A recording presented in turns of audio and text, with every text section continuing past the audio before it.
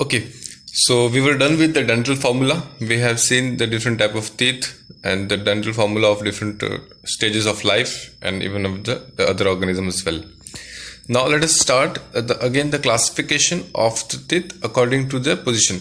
Now in the previous lecture we have seen the classification of teeth on the basis of the function, incisors, canines, premolars and molars, right?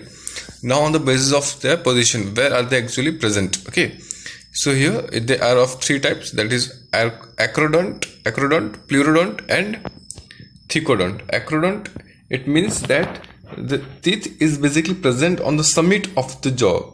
It's present on the summit of the jaw. We can on the just apex of the jaw. Okay, it is not embedded within the jaw.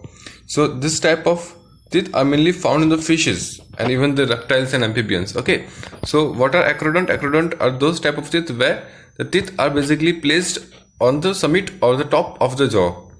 Okay, the second one is the pleurodont. Pleurodont is the type of teeth where the teeth is fixed to the lateral surface of the jaw. They are fixed to the lateral surface of the jaw ridge. Okay, and these are found mainly in the snakes. These are mainly found in the snakes. If you would observe the snake, the teeth are fixed at the lateral side of the jaw ridges. Okay, and the last one is the thecodont. It's a type of teeth where the teeth will be embedded. The teeth will be embedded within the sockets which are present within the jaw. So here you can see that the sockets are there, and these sockets are basically filled up with this roots of the teeth. Okay, so here they are totally fixed and properly embedded within this jawbone. Okay, with the help of roots, and these are mainly found in the mammals. They are mainly found in the mammals, and even the crocodile will be having this thecodont type of teeth.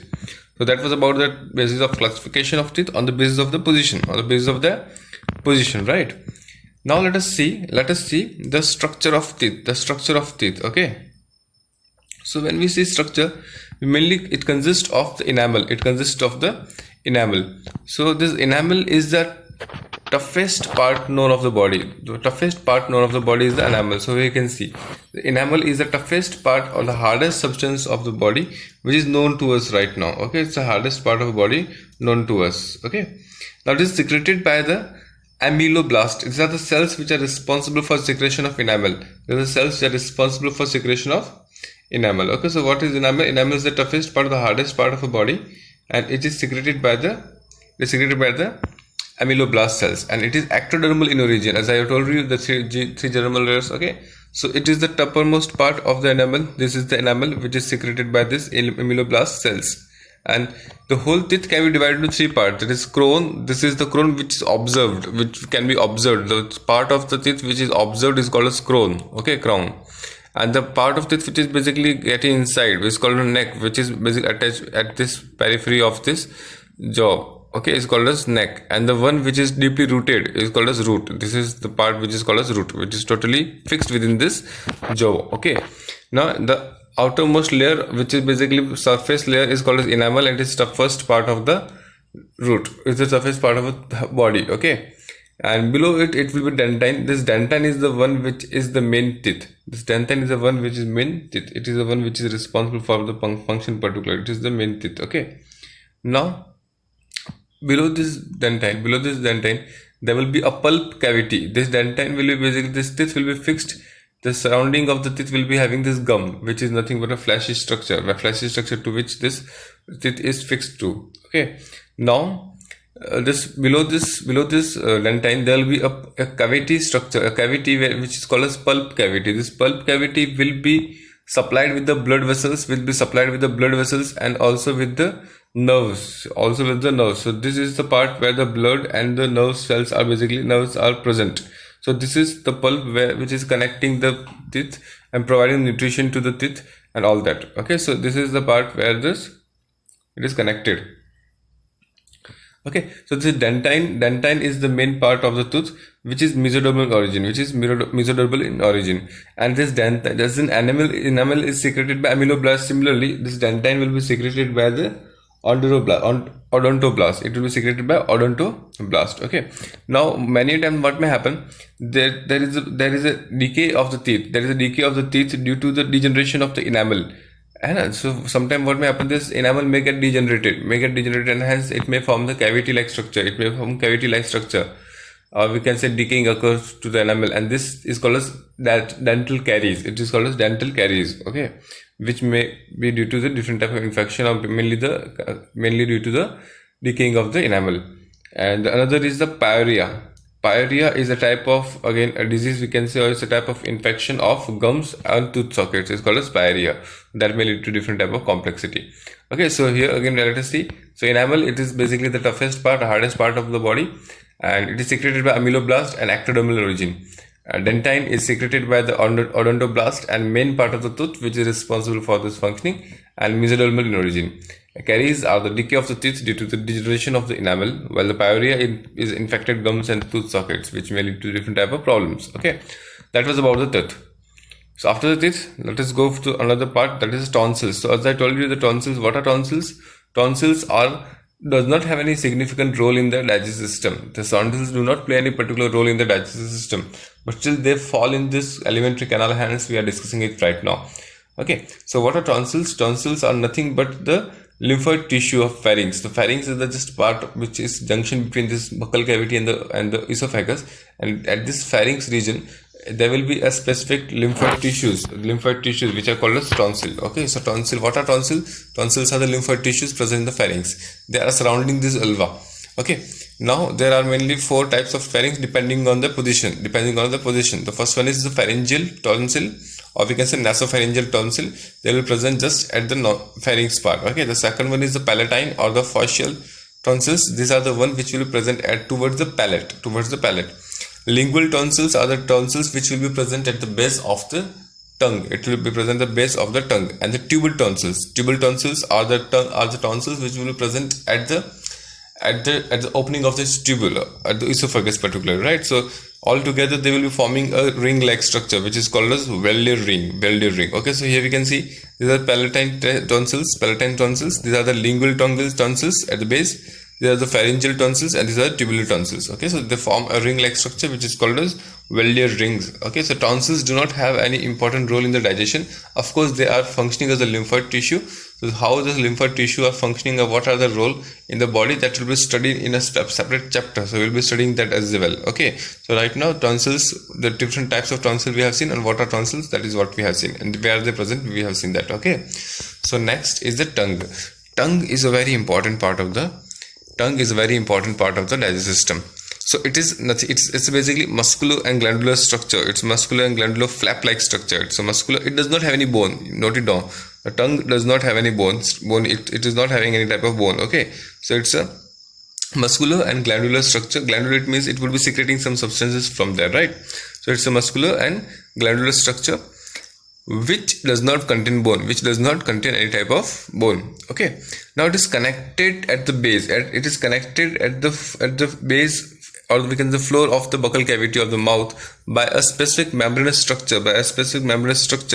It's folded membrane structure, we can say, right? It's basically connected to the base of the mouth by the folded membranous structure, which is called as frenulum. See, so we have seen the labial frenulum as well, right? So frenulum is that connection. It's any part of tissue which is connecting the two parts, right? So it's frenulum. So it is connected by frenulum to the tongue. Okay, it's connected by frenulum. Now, if you will see this structure, you can find it out. This is the tongue. This tongue is basically muscular structure, glandular structure, which is voluntary in nature. It means that we can have a control on this tongue. Right? Now, this tongue will have a specific this demarcation is there. It is called a sulcus terminalis. So what is sulcus terminalis? It's a V-shaped furrow. As you can see, this is a V-shaped furrow. It is forming a furrow-like structure. Okay, so it's basically a V-shaped furrow which divides the tongue into two parts, which divides the upper surface. This is the upper surface of the tongue we are observing, right? So it divides the upper surface of the tongue into two parts, that is the anterior one and the posterior one. So it's inverted V-like shaped structure which is dividing this tongue into two parts, that is anterior and the posterior. Okay, so this anterior part is the one which is basically responsible for the taste and all that, and this is the posterior part which is basically divided by sulcus terminus. Okay, now at this junction where this sulcus terminus is basically getting at its peak, it's forming an angle over here, and this point where this is forming an angle is called as foramen cecum. It's important, right? So foramen cecum is nothing but it's an angle at which the sulcus terminalis is formed, or we can say apex of sulcus terminus, or we can say it's an apex of the sulcus terminalis. It's apex of the sulcus terminalis, okay, which is called as foramen cecum. It can be marked by a small median pit-like structure. It can be marked by a pit-like structure. It will be forming a pit-like structure, okay, called as foramen cecum. So it is nothing but it's an embryological remnant. It's the embryological remnant of the body, okay. So this is what about the sulcus terminalis and the foramen cecum. Now we can see that it has at the anterior part it has got a specific pit-like structures, okay. These are called as filiform papillae. So what are papillae? Papillae are small what we can say, it's a small structures or pit-like structures present on the tongue. It's a small pit-like structure present on the tongue, okay. So on tongue surface particularly. So it is basically first of its type is the filiform papillae. The filiform papillae are very high in number. They are multiple in number, but very small in shape. They are very small pit-like structure. They are smallest particularly, we can say, and they are abundant in nature. So filiform papillae are high in number but small in size, and they do not have any taste buds. You have to note it down. The filiform papillae will not be having any taste buds within them. So they are many number, small in size, but do not have any taste buds. Okay, do not have any taste buds. Now the second one is the contradictory to this filiform. There is this fingiform papillae.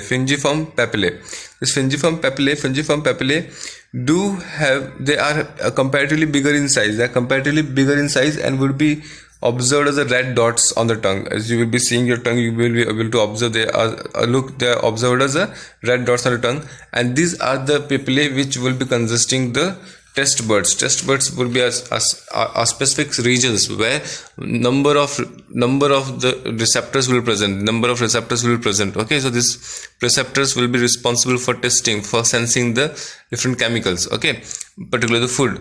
So the fungiform papillae will be basically bigger in size and will be having the taste buds within them, while the filiform are small in size, have high in number but less taste buds, and fingiform big size, small in number but having red dot structure and having taste buds within them. Okay, that was about the fingiform papillae and the filiform papillae.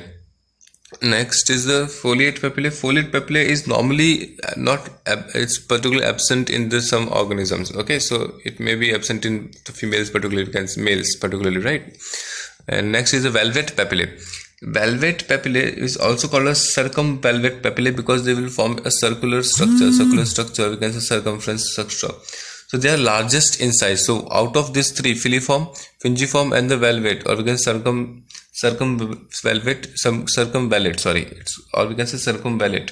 So out of these three, the circumvallate papillae will be the largest one, and it would be a knob-like structure. Will be present at just besides the sulcus terminus towards the anterior side. Okay, so these are also containing the taste buds. So keep in mind the valvate papillae and the fingiform papillae will be containing the taste buds, while the filiform papillae will not be consisting the taste buds. Even the foliate papillae will not be consisting that. Okay, so that was the structure of the tongue. So let us see again. So it's a muscular and glandular structure which does not have any bony structure.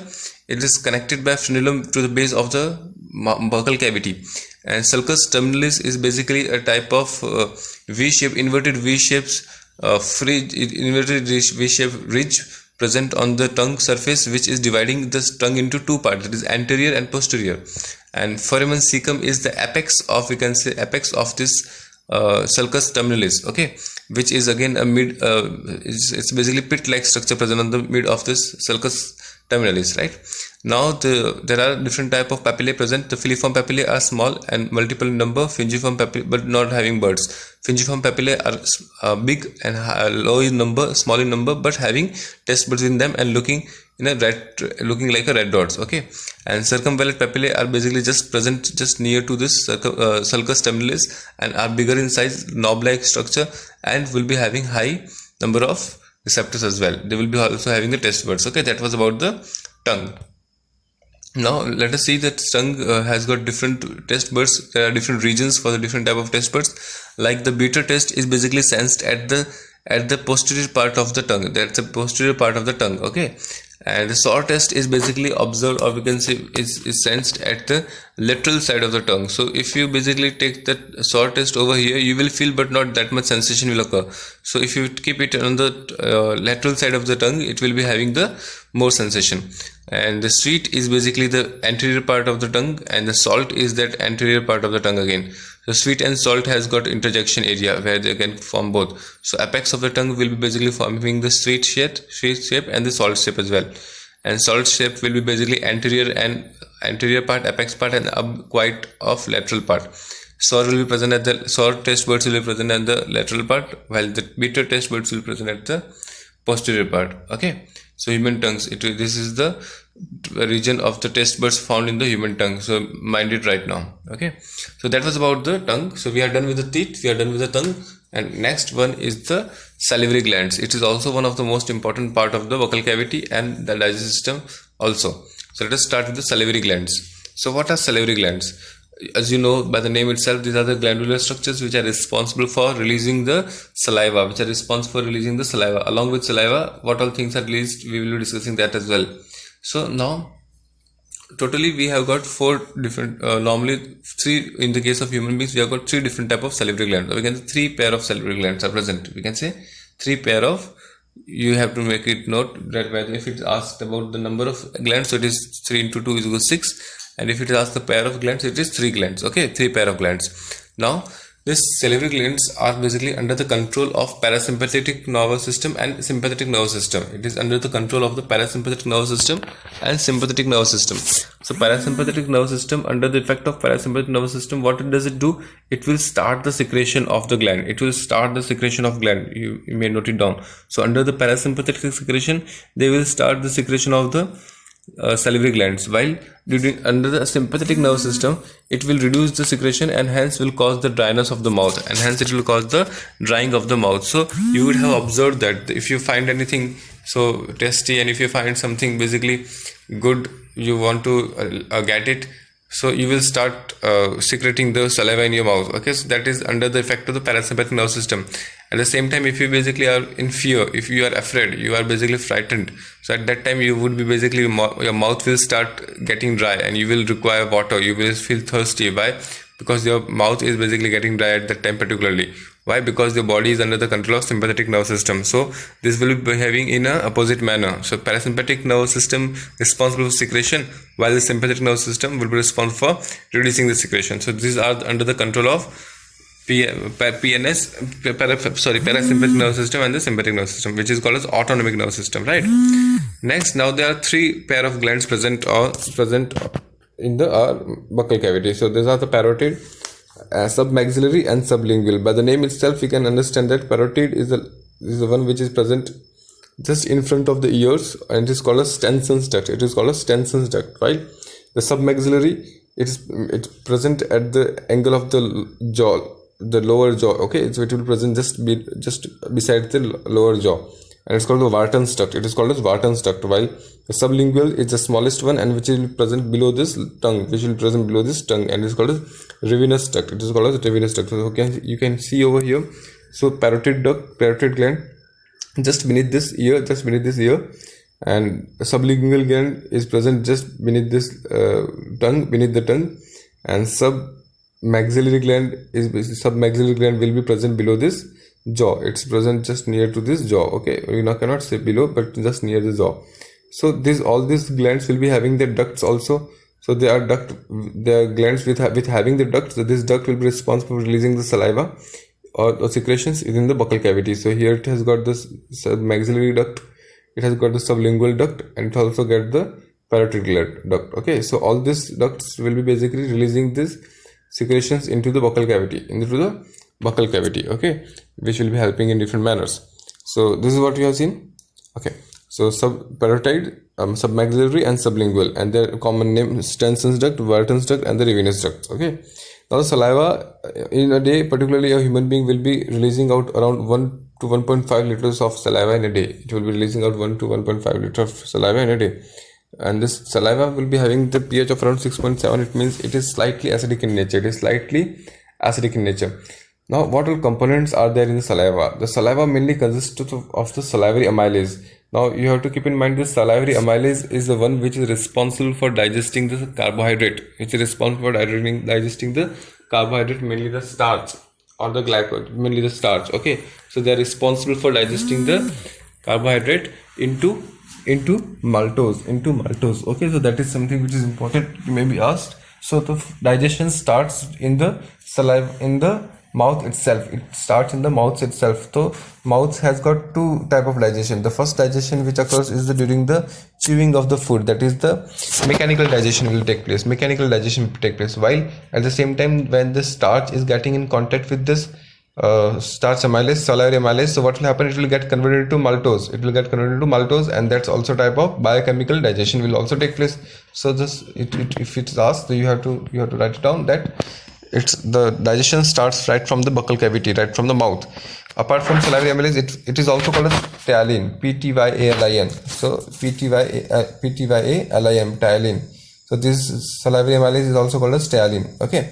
Now it also contains maltase, a very small amount of maltase, not which maltase is the one which is responsible for converting the maltose into glucose plus glucose. Okay, so the maltase amount is very low, so we cannot consider it significantly.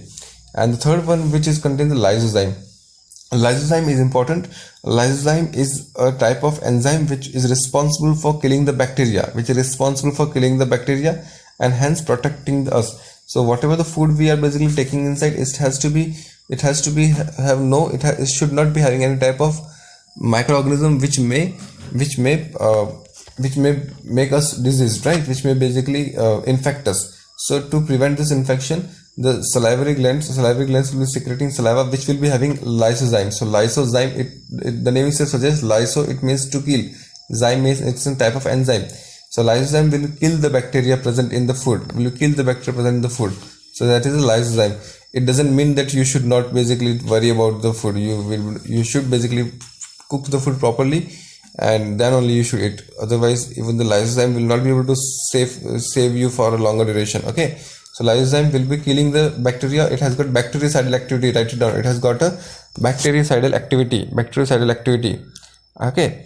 So next, you would have seen that sometimes some students might get infected due to the mumps, and they will be having a very inflammation on this particular region, this region, right, at the jaw. So mumps are basically characterized by the inflammation of the salivary glands. It's a type of infection of salivary glands, so it has to be taken care.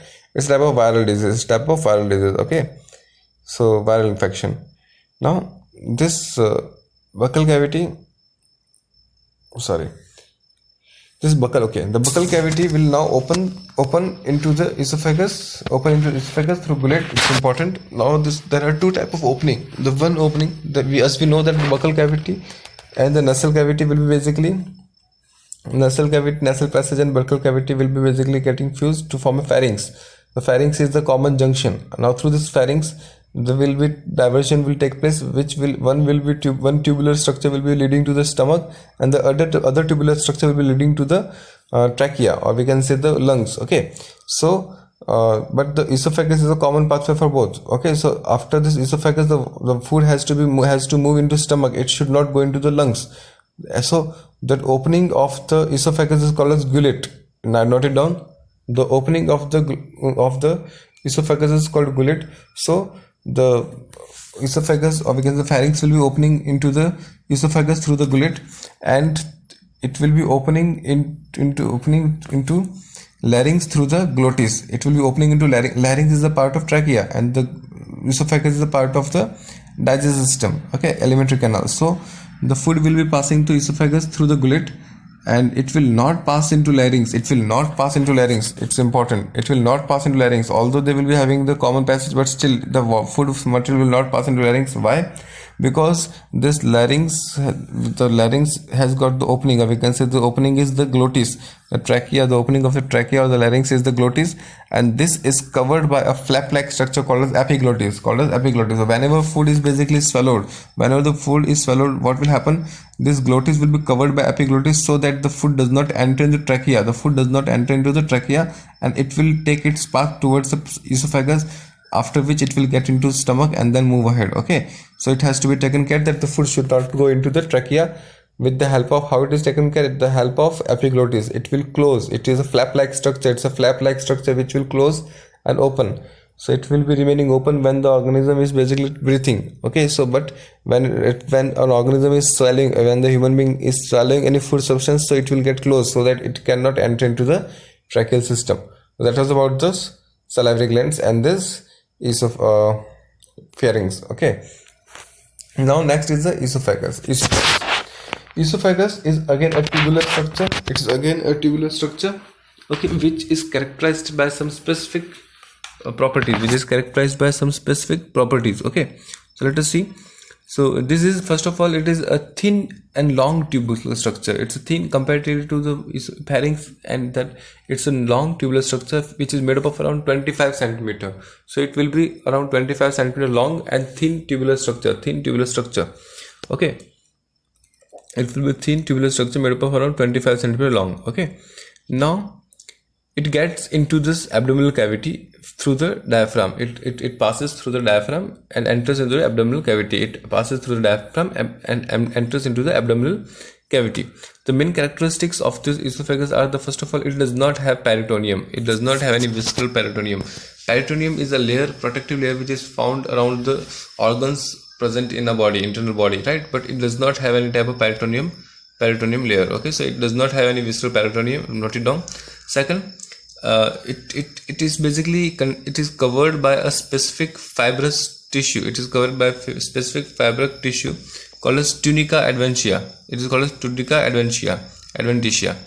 So it is covered by a fibrous tissue called as tunica adventitia. Okay, now esophagus, although it's a part of the digestive system, but it does not have any type of digestive glands. So if you will see, you will find the digestive gland in the mouth, in the stomach, in the intestine, everywhere. But in the case of esophagus, no digestive gland is there. Neither it has any digestive gland, nor it has any type of teeth-like structure. So esophagus does not carry out any type of digestion, neither mechanical nor chemical. You write it down. So no digestion take place in esophagus.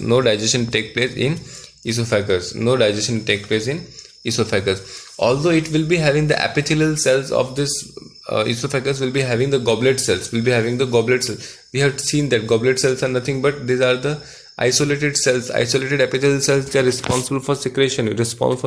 They are called as goblet cells. So this epithelial cells of esophagus will also be releasing the mucus. Okay, the mucus is a sticky substance. It's basically mucopolysaccharide, okay, which is sticky substance and responsible for movement of the particles from in one direction, and it will be helped with the help of the ciliated cells. So it does not have any type of glands, digestive glands, but it will be having the goblet cells which will be secreting the mucus. It's important, which will be secreting only the mucus. And the uppermost layer of this esophagus is basically made up of stratified squamous epithelium. We have already seen stratified squamous means that the uppermost layer will be the squamous, and it will be having the multiple layer of this epithelium, and hence it is called as stratified squamous epithelium. It will be secreting this mucus. Okay, and the esophagus has got voluntary muscle fibers. It has got voluntary muscle fibers and involuntary muscle fibers as well.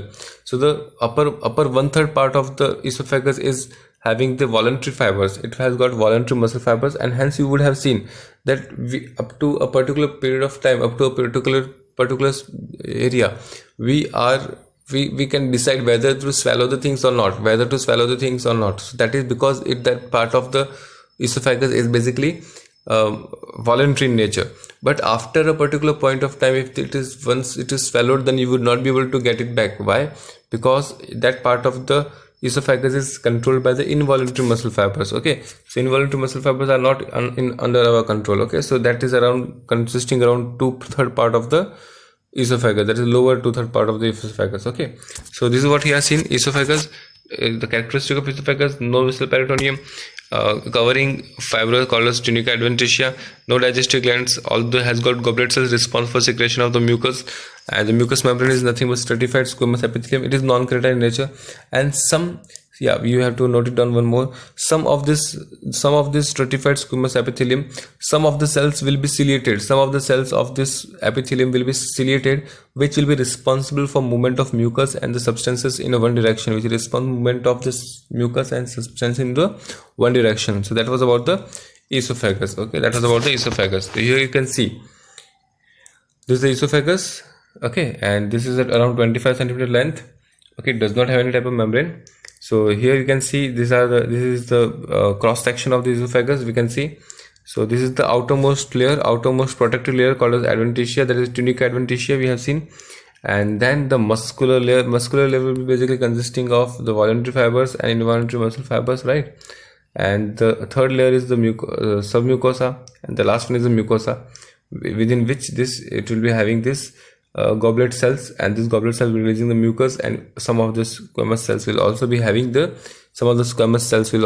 cilia, due to which the unidirectional movement will be occurring in the esophagus. Okay, so that was about the esophagus.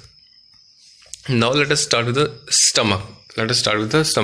Now you know that the stomach is a very important part of the digestive system. So it is nothing, it's basically an oval structure, oval shaped pouch-like organ. It's an oval shaped pouch-like organ. Okay, it's an oval shaped pouch-like organ, which is basically getting the opening from the esophagus. So the food substance which is getting into this esophagus after getting digested, after getting mixed within the mouth, is called as chyme. So in the mouth, the food substances will be basically broken down with the help of chewing, due to chewing of mechanical digestion of the teeth, and also the digestion of the starch and all that. So it will be, and due to presence of a specific type of substance called as mucin, what will happen? The food substance will get aggregated, and they will form a structure called as, not chyme, it will call bolus. So once the food is getting inside the esophagus, now it will be called as bolus. So once the food getting inside the esophagus, it will be called as bolus. Okay, now this bolus is getting inside the stomach. Okay, it's getting inside the stomach. Now this stomach has got 4 parts. That is cardiac, fundic, and pyloric gland.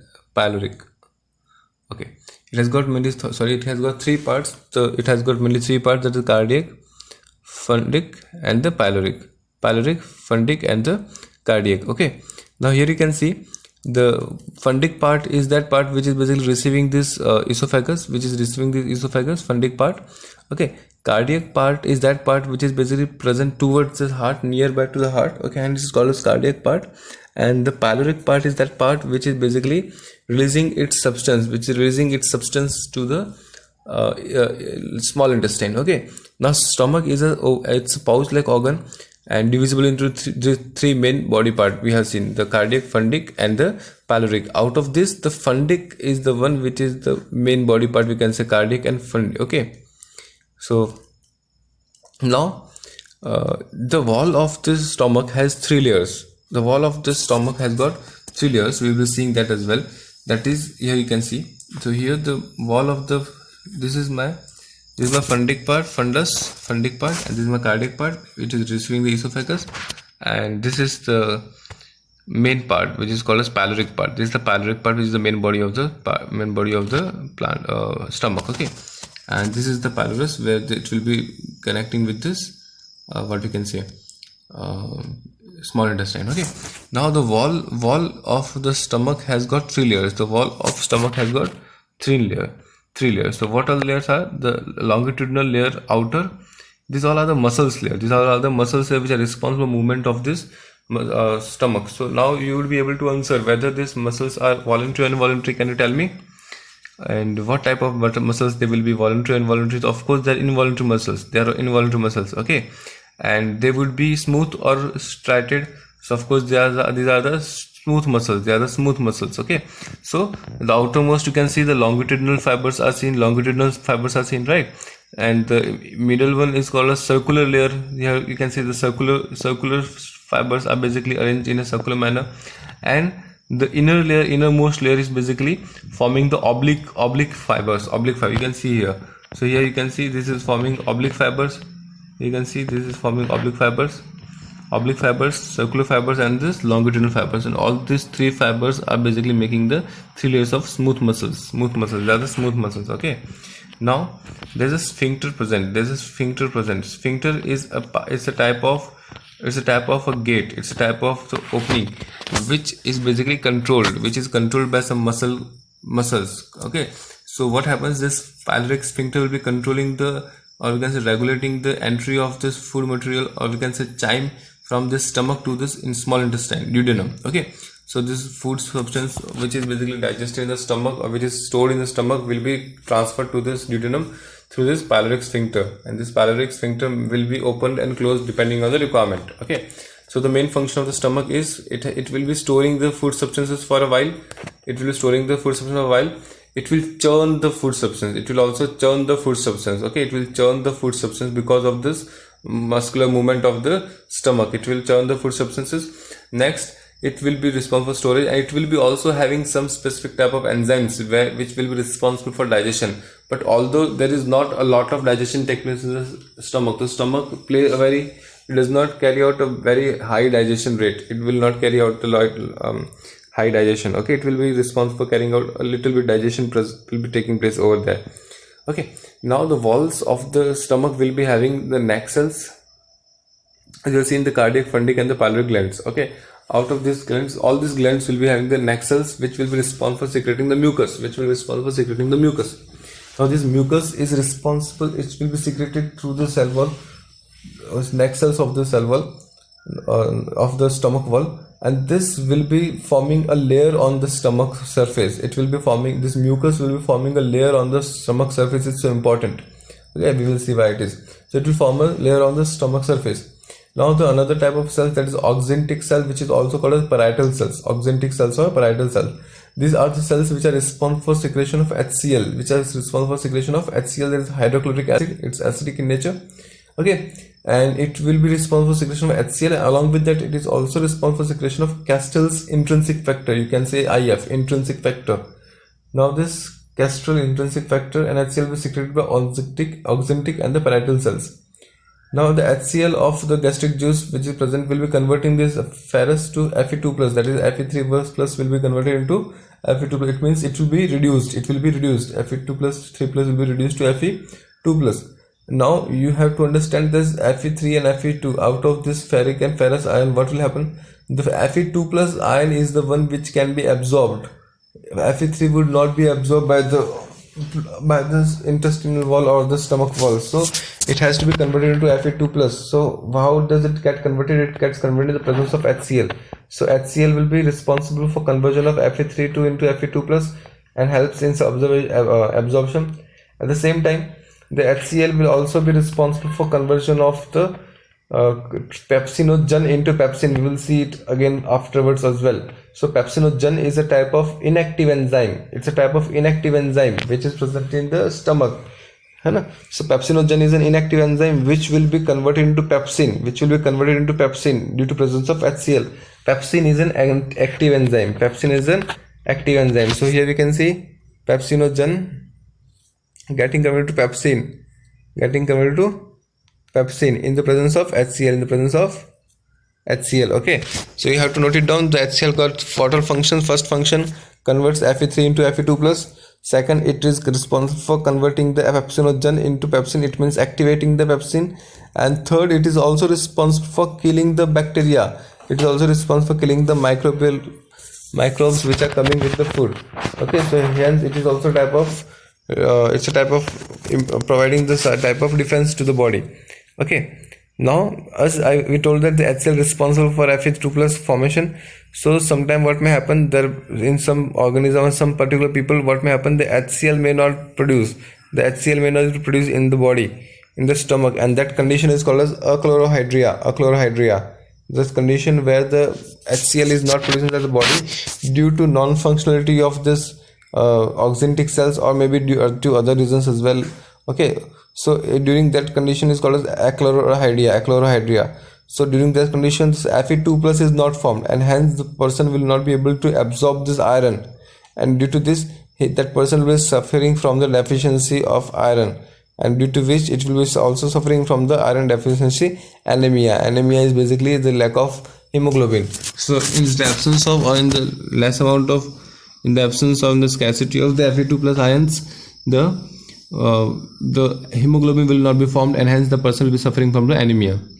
Okay, and the third cells are the peptic cells, or the chief cells, or zymogenic cells, which is responsible for formation of pepsinogen. It is zymogenic cells. Zymogen are the inactive enzyme. As we have seen, the pepsinogen is a type of inactive enzyme. It has to be converted into pepsin. So how this pepsin is be converted? In the presence of HCl. Okay, so we have seen this. Okay, so now we have seen what all different parts are there. So there are mainly three parts. What all parts are there? So cardiac, fundus, and the pylorus. Pylorus is basically having a sphincter by which it can regulate the opening and closing of the duodenum. Okay, so it can pass to the duodenum. Next, we have seen the body wall is basically having three layers, that is longitudinal inner layer, muscle fibers. Second is the circular, and the third one innermost is the oblique layer. Okay, now the wall of this stomach consists of goblet cells, neck cells. Sorry, they will consist of neck cells responsible for the secretion of mucus, and then the oxyntic cells or parietal cells will respond for secretion of HCl, and we have seen the function of HCl, killing the bacteria, and it is activating the pepsinogen, and it will be also basically responsible for conversion of Fe3 into Fe2 plus. Now, as we have seen, it is highly acidic in nature. In the stomach, the acidity will be around, pH will be around 1 to 2. So it is highly acidic nature. So how does it get protected? So I have told you that the mucous membrane, mucus secreted by neck cell will be forming a layer on the surface of stomach wall. So due to this layer, the HCl will not be able to get into contact with this gland, with this cells, and hence it will not damage the stomach walls. Okay, so the mucus will be protecting the stomach wall from the HCl. Okay, that was about the stomach. Okay, now this was the stomach. What we studied was basically mainly the part of the human stomach. Okay, now there are some organisms, mainly the ruminants. Ruminants are those organisms which are basically able to which are having a specific part in their body, in the stomach, that is a rumen. Okay, and they are able to even digest the cellulose. They are even able to digest the cellulose. Mainly the herbivorous organisms will be responsible for formation of, which will be called as ruminant organism, right? Ruminant organism. So when we see, it has got 4 chambers, right? So it is compound stomach. So when a stomach will be having multiple chambers, it's called a compound chamber.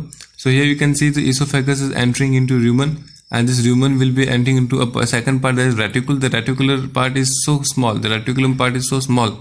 Okay, now this reticulum and the rumen has got main function of storing the food substance. Okay, so it does not carry out any digestion over here. The rumen and reticulum will not be carrying out the digestion. They will be responsible for storing. So you would have seen the cow and the buffaloes would be continuously eating. When they basically go for the eating, what will they do? They will start eating the grass as much as possible, and later on, when they are basically free, when they are not doing any particular thing, so they will be chewing the food again and again. Okay, so that is called as basically, that's the food will be stored in the rumen. So they are able to bring out the food from the rumen to the buccal cavity, so that they can chew and they can digest it again.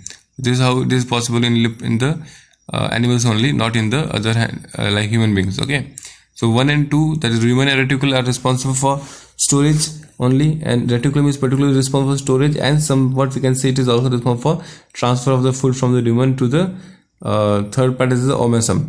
Now omasum is also responsible for, omasum is actually does not have very big role in the digestion as well, and in some animals like the camel and the deer, this omesum is absent and the water cells project from the rumen. Okay, it will be having the water cells over there. Now the main functioning part of the stomach, or we can say the true form of stomach, is basically the abomesum. The abomesum is the one which is responsible for digestion. So abomesum is the one which is responsible for digestion, because all the digestive glands, all the digestive juices will be secreted in this abomesum only. Note it down. So the rumen, reticulum and omesum, no such any type of digestive juice will be secreted. So all the digestive juice will be secreted only in the abomesum, and hence we can say abomesum is functioning as a true stomach. It is functioning as a true stomach. Okay, so it will be responsible for digesting the different substances. Okay, now after that, which will be moved to the small intestine, it will move to the small intestine. I hope things are clear to you. Okay, now the small intestine will be receiving after the intake of the food after getting converted to bolus will be getting to the stomach, where it will be stored for 4 to 5 hours. The churning movement of this food stomach will be responsible for proper mixing of these food substances, and then it will be passing through the small intestine for further digestion. Now you have to know that the small intestine has got 3 parts. It has got 3 parts, that is duodenum, jejunum and the ileum. Duodenum, jejunum and the ileum. So duodenum is the foremost part of the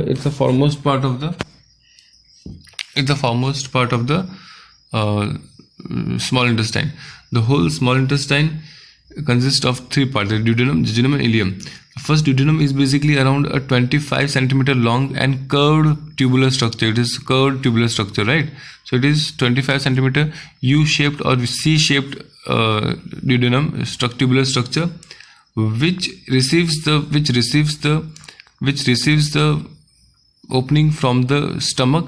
Write it down. Which receives the opening from the stomach and the liver and the pancreas. It receives the opening from the liver and the pancreas and the liver and pancreas and the stomach. Now the stomach will be opening into the duodenum. It is simple. Now this stomach, apart from stomach, this liver and the pancreas will also be opening into the small intestine. So liver will be having the hepatic duct, and pancreas duct will be having the pancreatic duct. Before opening into this in small intestine, both this duct get fused. Over here you can see both these ducts get fused, and this fused duct is called as hepatopancreatic duct. It's called as hepatopancreatic duct. Write it down. What is hepatopancreatic duct? It's a duct basically which is getting fused after the duct coming from hepatic cells. It means the liver and the duct which is coming from the pancreas get fuses before opening into the small intestine, and that common duct is called as hepatopancreatic duct. And this hepatopancreatic duct is basically opening into this small intestine through a opening which is called as ampulla of water. What we can call it is an ampulla of water, or we can say hepatopancreatic ampulla. So here you can see hepatopancreatic ampulla. Here this is the ampulla which is basically opening of this common duct into the small intestine, and it's called as ampulla of water, or we can say hepatopancreatic ampulla. Now this ampulla or this hepatopancreatic ampulla is again regulated by a sphincter. Its opening and closing regulated by sphincter, and which is called as sphincter of Oddi. You can see over here sphincter of Oddi, right? A sphincter of Oddi. So I hope things are clear. Sphincter is basically the one which is regulating the movement. Okay, so that's about the small intestine. Any doubt? I hope things are clear. Now the wall of the small intestine will be again having 2 layers, longitudinal and the circular. As in the case of the stomach, we had seen there was an extra one more layer which was oblique, having oblique muscle fibers. But in the case of small intestine, only two muscle fibers layer will be found. That is one of them will be longitudinal and the second one will be the circular muscles. Longitudinal and the circular muscles. Now there are some specific structures present in this walls of the small intestine called as plicae circulae. So what are these? These are the foldings of the mucosa. Which are the foldings of mucosa? and villi towards the lumen of the intestine. So here you can see these are the one which is called as plicae circularis. So these are the foldings of the epithelium cells, mucosal cells. Okay, the mucosa will be forming a folds called as plicae circulae, and along with that there will be also villi. Okay, villi will be responsible for absorption of the food substances. Okay, so these foldings are called as plicae circulari. Okay, and the villi will also be responsible for increasing surface area. Now, these intestinal glands, or we can say crypts of Laberkan. Yeah, over here you can see these are intestinal glands. These are crypts, or we can say this structure which is hidden. It is enclosed by this microvilli or villi. Okay, so these are forming a cavity-like structure or crypt-like structure, and hence they are called as crypts of Laberkan. Laberkan was a scientist who discovered this. So crypts of Laberkan will be present on the wall of intestine, which will have the epithelial cells, and this will be responsible for secreting the mucus. This crypts of Laberkan will be responsible for secreting the mucus. Apart from this, it will be also having the Paneth cells and the Argentefin cells. It will also be having the Paneth cells, and over here you will not be able to see, but here I have written it. So the crypts of Laberkan will be having epithelial cells secrete the mucus. Paneth cells are the one which will be secreting the digestive enzymes present in the small intestine. And the third one is the Argentefin cells, which is probably responsible for secreting the hormones, but exact function is still not known. So epithelial cells secrete mucus, Paneth cells secrete the digestive enzymes, while the Argentefin cells will be responsible for secreting the hormones. Apart from this, it will be also consisting some glands, that is Brunner's gland, located in the submucosa and secrete the mucus. As I have already told you, the mucosa, submucosa layer, right? We'll be further discussing as well. So Brunner's glands located in submucosa, and which will also secrete the mucus, and it will also have the Peyer's patches. It's important. It will also have the Peyer's. Normally, it will be having the randomly distributed lymphatic tissue present in this small intestine, but at some region, this lymphatic tissue will be collectively forming a particular structure which is called as Peyer's patches. So what are Peyer's patches? Peyer's patches are the randomly found group of the lymphatic tissue in the small intestine. So what are the Peyer's patches? These are the randomly found group of lymphatic tissue found in the small intestine wall. Okay, so that was about the wall of small intestine. Next is the large intestine. Okay, so large intestine is of around 1.5 meter long and consists of three parts. That is the cecum, colon and rectum. Here you can see it consists of mainly three parts, that is cecum, colon and rectum, which will consist of three parts, that is cecum, this is cecum, colon and rectum.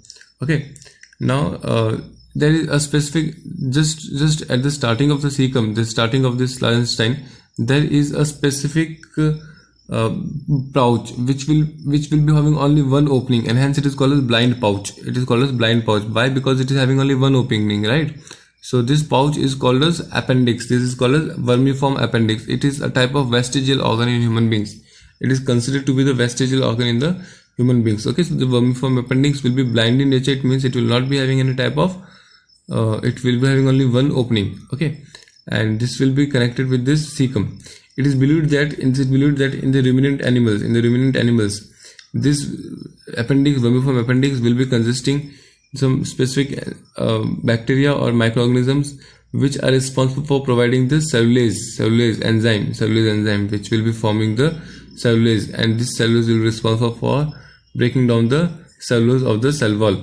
Okay, which are basically eaten up by the herbivorous organisms. So herbivorous organisms will be basically storing the food in the rumen and reticulum, where they will be also reacting them with the cellulase, and they are basically getting fermented over there. The food substance will be present in this stomach, compound stomach. The rumen part of compound stomach will get fermented. How does this get fermented? They will be having this bacteria which are present as symbiotically along with them. Okay, which is responsible for formation of the different substances. Okay, so here the appendix it is believed that appendix would be also containing some bacteria which is responsible for production of the cellulase. Okay, but in the case of herbivores only, not in the case of animals, not in the case of humans. Okay, it has got three parts: the cecum, colon and rectum, cecum, colon and rectum, right? Now the wall of colon has a structure called as hostra. It's sac-like structure. Here you can see this is a cavity-like structure. This structure called as hostra.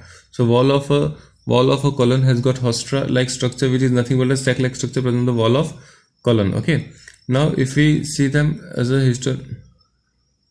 if we see the layers present in them when we cut them, and we see the histology of the large intestine, we will see 3 bands of the longitudinal muscles in colon. We will see 3 longitudinal muscles in colon, and these muscles are called as tanicoli. These muscles are called as tanicoli. Okay, these muscles are called as tanicoli. So 3 longitudinal muscle fibers will be found in the colon wall, okay, which is called as tanicoli. Now another characteristic of this wall of this large intestine will be the having epiploic appendage. Having the epiploic appendages. What are epiploic appendages? These are the small flat filled projections which are present on the wall of large intestine. Okay, so they will be having a specific type of flat filled projections which are basically responsible for absorption of water particularly. Okay, so that was about the large intestine. Large intestine is believed to be not responsible for any digestion, but it will be only responsible for absorption of water and some elements, electrolytes, and some specific type of drugs. So that will be studied again during the absorption part. Okay, next is the histology of alimentary canal. So first of all, what is histology? What does it mean? So histology means it is the study of the tissue. It's a study of that particular tissue. So let us see, the alimentary canal will be starting from the mouth to the anus. So there will be some differences between the different stages. There will be some differences in the different parts of the alimentary canal. But generally we are discussing, so it will be called as the general histology of alimentary canal. So first of all, it is having a visceral. It will be having 3 layers. It will be having mainly 3 layers. That is visceral peritoneum, which is also called as squamous epithelium. Then muscular coat. Okay, that is the muscular fibers will be present, and the submucosa, and will be also having the submucosa. Here you can see. So it will be having the outermost layer that is called as visceral peritoneum over here. Visceral peritoneum. It's nothing but it's a type of. It's also called as serosa.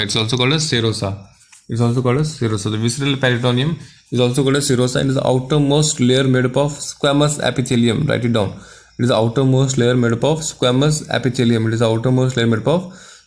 epithelium. Now below this serosa there will be a muscular coat, and this muscular coat will be consisting of outer longitudinal and inner circular muscle fiber. So here again it will be having, this muscularis will be having two layers. The outer will be the outer will be longitudinal, and the inner will be the circular muscle fibers. Okay, so these are the one which are basically again controlled by this movement of these muscle fibers which are present in this wall, that is the in this intestine wall, alimentary wall, will be basically under the control of the myenteric plexus, and this will be under the control of the myenteric plexus, which will be providing the nerve for the control. Okay, these are responsible for mainly carrying out the peristaltic movement. Okay, and it will also responsible for the movement during the autonomic nervous system. It is also responsible for movement during the autonomic nervous system. So you can see, so visceral peritoneum, squamous epithelium, it is also called as serosa, is the outermost layer. Second is the muscular coat, which will be having the 2 different layers, that is longitudinal inner outer and inner circular muscle fibers, right? And layer of oblique muscles is not found here. It was found only in the stomach. We have seen that. And it is again smooth muscles. It will be voluntary or involuntary. It will be totally involuntary. We won't be able to decide what to do with them. And it contains myenteric plexus. Myenteric plexus is also called as the plexus of Orbeck. It is the nerve fibers. It's a basically system of nerve fibers which will be responsible for controlling the peristaltic movement, in this particular region. Okay, so after the muscular fibers, we have got a submucosa. Okay, and then we'll be having the mucosa, and then we'll be having the mucosa. The submucosa is again loose connective tissue. It will be not that tightly packed. Okay, and this is the one which is responsible for supplying the food material, and hence it is richly supplied with the blood vessels and with also the lymph. It will be supplied with the blood vessels and lymphatic vessels, and we can also find some specific glands also over there, very few glands, which will respond mainly secretion of mucus. Now this will be under the control of Meissner's plexus, or we can say submucosal plexus. It will be called as submucosal plexus. So this submucosal plexus are also the part of the autonomic nervous system. It is responsible for controlling the various secretions of alimentary canal and movements of the mucosa. So we have already seen the mucosa will be the alimentary canal. The inner surface of the alimentary canal has to be always in continuous movement so that it can carry out the chiming, it can carry out the churning movement. Okay, and so this is taken care by this Meissner plexus, or we can say submucosal plexus, responsible for mainly the movement of the canal and the mucosa. Okay, now after one, the innermost layer is called as mucosa. The innermost layer is called as mucosa, or we can say mucous membrane. The innermost layer will be called as mucosa, or we can say mucous membrane. Why do we call them mucous membrane? Because this is the one which is responsible for secreting the mucus. Now this mucosa will be also having 3 layers. This mucosa will also be having this 3 layers, that is thin muscularis mucosa next to submucosa. Here you can see. So here also it has got submucosa. Okay, first of all we have seen the thing that we have to understand is only we will be discussing over here, not everything. Okay, so it will be having mainly mucosa will be having 3 parts. Mucosa will be having the muscularis mucosa, lamina propria, and submucosa. Submucosa is already done. So it will having 3 parts, that is the lamina propria, muscularis mucosa, and this muscularis mucosa, lamina propria, and the epithelium cells. Okay, so it will be having 3 parts. Let us see what all 3 parts will be there. The mucosa will be having 3 parts, that is musculary mucosa. These are the one which is just present beneath this submucosa. This is present just beneath the submucosa. Okay, next is laminaria propria. This is the one which is wavy in nature and will be towards this center, towards the lumen. And the last one is the epithelium, which will be totally present towards the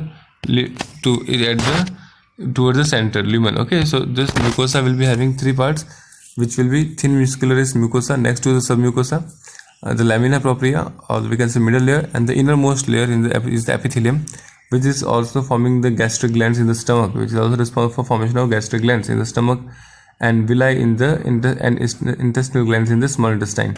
So these epitheliums will be responsible for formation of villi and the different glands which are found in the small intestine and the stomach as well. Okay, that was about the